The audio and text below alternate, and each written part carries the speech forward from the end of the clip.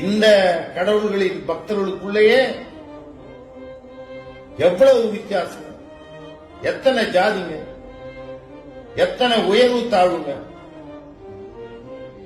ஆனா இதுல ஒரே ஒரு ஜாதியார் வகுப்புக்காரர் மட்டும், அதுவும் விரல் விட்டு எண்ணின்ற அளவுக்கு இருக்கிற அவங்க எல்லாத்துலயும் எல்லாத்துக்கும் பெரியவங்க, எல்லார விட உயர்ந்தவங்க, கடவுள்கிட்ட எல்லா உரிமையும் இருக்கிறவங்க. அப்படிங்கிறது என்ன நியாயம்? ஏன்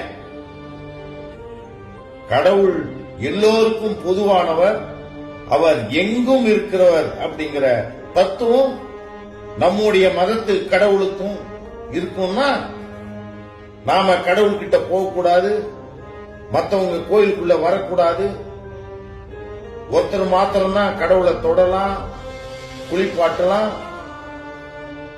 வேஷ்டி துணி கட்டலாம் அப்படிங்கிற கொடுமையெல்லாம் அதுக்கு ஏற்படுத்தி இருக்க முடியுமா? நாம இந்த மதத்தை ஒத்துக்கிட்டு அதுல கண்ட கண்ட சாமியெல்லாம் ஏத்துக்கிட்டு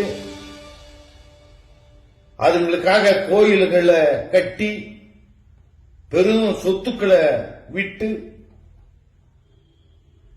அங்க நாம போய் வணங்குறதுக்காக போய் வர்றதுன்னா